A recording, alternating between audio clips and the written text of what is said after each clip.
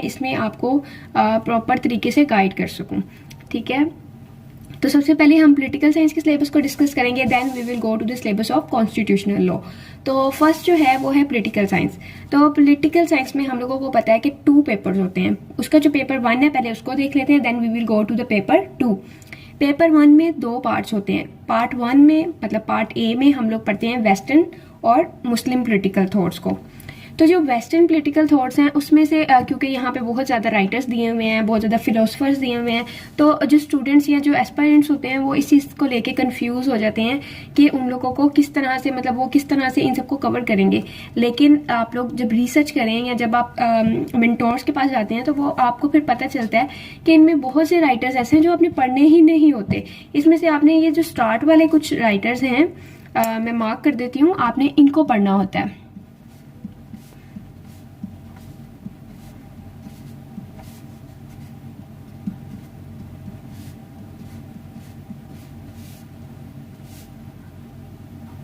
ये सब राइटर्स हैं जिनको आपने बेसिकली उनके जो पूरे कॉन्सेप्ट्स हैं उनको थॉरोली पढ़ना होता है। बाकी छोड़ना तो आपने कुछ भी नहीं होता, लेकिन उसमें से आप जो हैं वो कोशिश करते हैं कि इनको अच्छे तरीके से कर लें और बाकियों को थोड़ा सा जो है वो गो थ्रू कर लेते हैं। नेक्स्ट जो है मुस्लिम पॉलिटिकल थॉट्स, ये तो हैं ही 3-4 और इसमें से सुना है कि पेपर में कम आता है और जो है वो इतना ज़्यादा इसको नहीं लोग बोधर करते, लेकिन पढ़ना एनी हाउ आपने ये भी होता है। सीएसएस के लिए कोशिश करें कि आप कुछ भी ना छोड़ के जाएं। मैं सिर्फ आपको इसलिए समझा रही हूँ कि आपको समझ आए कि इतना लॉन्ग सिलेबस नहीं है जितना हम समझते हैं। जब आप अकेडमीज में जाते हैं तो इनमें से किसी राइटर को वो पढ़ाते ही नहीं है, वो लोग सिर्फ इन राइटर्स को पढ़ाते हैं क्योंकि यही राइटर्स हैं जिनके बारे में हमें पेपर में पूछा जाता है। नेक्स्ट जो है वो है हमारे पास पार्ट बी, उसमें हम सब कॉन्सेप्ट्स को पढ़ते हैं, like what is a state, what is sovereignty. उसके बाद हम जितने भी कॉन्सेप्ट्स हमारे पास आते हैं, डेमोक्रेसी, डिक्टेटरशिप और फॉर्म्स ऑफ गवर्नमेंट्स को पढ़ लेते हैं हम। इसके अलावा पॉलिटिकल सिस्टम्स को पढ़ते हैं कि जो पॉलिटिक्स है उसका जो सिस्टम है वो वर्क कैसे करता है, ये सब कुछ पढ़ते हैं। आइडियोलॉजीज को पढ़ते हैं, में कैपिटलिज्म, मार्क्सिज्म, कम्युनिज्म, सोशलिज्म, ये सब कुछ आता है। ठीक है, तो ये सब कुछ जो है आपको पेपर बी में पढ़ना होता है। अगेन रिपीट कर रही हूँ, पार्ट 1 में हमने पेपर A में हमने जो है वो फिलोसफर्स को पढ़ना है, नेक्स्ट में हमने कॉन्सेप्ट्स को पढ़ना है। ठीक है जी, उसके बाद हम चलते हैं पेपर 2 की तरफ। तो पेपर 2 आप देख लें कि ये कॉन्स्टिट्यूशंस पर है। सबसे पहले हमने पढ़ने हैं यूएस का कॉन्स्टिट्यूशन, यूके का, फ्रांस का और जर्मनी का। नेक्स्ट क्या है, ग्लोबल एंड रीजनल ऑर्गेनाइजेशंस या इंटीग्रेशंस हैं, इनको आपने पढ़ना होता है। नेक्स्ट जो है वो है फिर से पॉलिटिकल सिस्टम कॉन्स्टिट्यूशनल सिस्टम्स जो हैं डिफरेंट कंट्रीज के, उसमें आप देख लें ये जितने भी लिखे हुए हैं ये आपने पढ़ने होते हैं।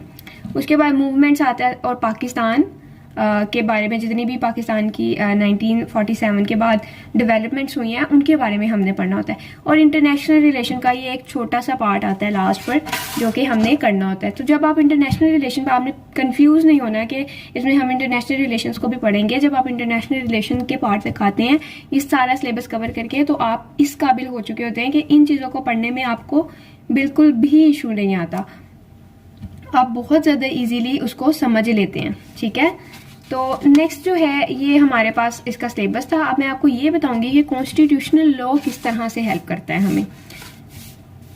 देखें, ये हमने देख लिया कि इसमें हमने कॉन्स्टिट्यूशंस को पढ़ने हैं। तो नेक्स्ट जो है वो है कॉन्स्टिट्यूशनल लॉ।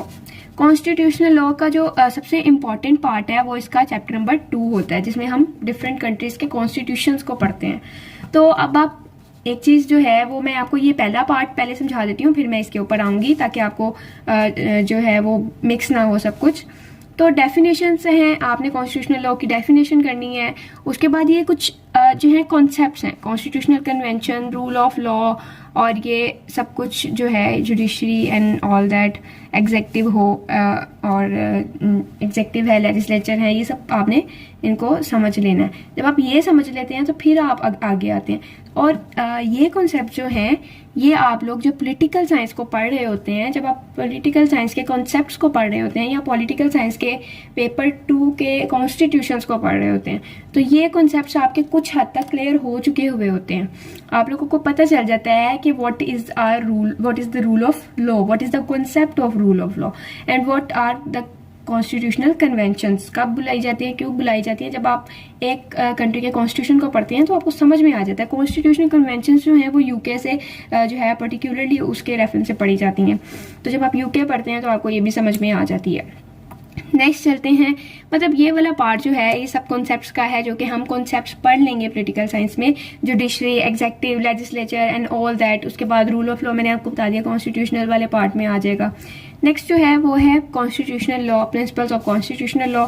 इसमें आपने क्या करना है, यूनाइटेड किंगडम का पढ़ना है, यूनाइटेड स्टेट्स का पढ़ना है, France, Russia, China, Pakistan, India and Turkey, ये सब कॉन्स्टिट्यूशन है। अब यहाँ पे देख लेते हैं हम first of all United kingdom. तो यूनाइटेड किंगडम हम पॉलिटिकल साइंस में पढ़ चुके थे। यू कैन सी कि ये है यूनाइटेड किंगडम, और यूनाइटेड किंगडम को हम लोग पॉलिटिकल साइंस में पढ़ चुके हुए थे। Next one is United states of America. तो यूनाइटेड स्टेट्स ऑफ अमेरिका जो है वो भी हम कॉन्स्टिट्यूशन वाले पार्ट में पढ़ चुके थे। नेक्स्ट हमारे पास आता है फ्रांस एंड रशिया। तो फ्रांस भी हम इधर से पढ़ चुके थे, ठीक है। नेक्स्ट रशिया है हमारे पास। तो रशिया का क्योंकि यहाँ पर इतना नहीं है तो रशिया को हम पढ़ लेंगे यहाँ से, Soviet union and all that. तो उसके बाद चाइना है, चाइना भी यहाँ से हम पढ़ चुके थे। इंडिया, पाकिस्तान, वो भी हम यहाँ पे पढ़ चुके हैं। इंडिया है, पाकिस्तान का नहीं है क्योंकि पाकिस्तान की हमने जो है वो लीगल डेवलपमेंट में हम सब पढ़ लेते हैं। ये वाले जो government and politics in Pakistan है 1947 से सोन सब कुछ बताया गया है इसमें। तो ये भी ऑलमोस्ट हम पढ़ चुके होते हैं। और पाकिस्तान हमें इसलिए हेल्प कर देता है कि पाकिस्तान को हमने करंट अफेयर्स में भी पढ़ना है, हमने पाकिस्तान अफेयर्स में भी डिटेल के साथ पढ़ना होता है। तो ये हमें बहुत ज़्यादा हेल्प हो जाती है पाकिस्तान में। उसके बाद जो है हम टर्की, यहाँ पर हमने टर्की का पढ़ना है कॉन्स्टिट्यूशनल लॉ में, तो टर्की भी हम यहाँ से पढ़ के आ चुके हुए होते हैं। तो अब आपको समझ आ ही गई होगी कि जो प्रिंसिपल जो सेकंड चैप्टर है, जो कि मोस्ट इंपॉर्टेंट चैप्टर है कॉन्स्टिट्यूशनल लॉ का, वो हम तकरीबन उसमें से एक जो है सिर्फ इस रशिया को निकाल कर बाकी सब कॉन्स्टिट्यूशन को पढ़ के आ चुके हुए होते हैं। अब हमने क्या करना होता है, उसको सिर्फ इसमें क्या चेंजिंग आएगी कि सिर्फ क्वेश्चन अटेम्प्टिंग जो टेक्निक्स होती हैं उसमें डिफरेंस आएगा। तो हमने उन टेक्निक्स के मुताबिक जो है अपने क्वेश्चन को प्रिपेयर कर लेना हो।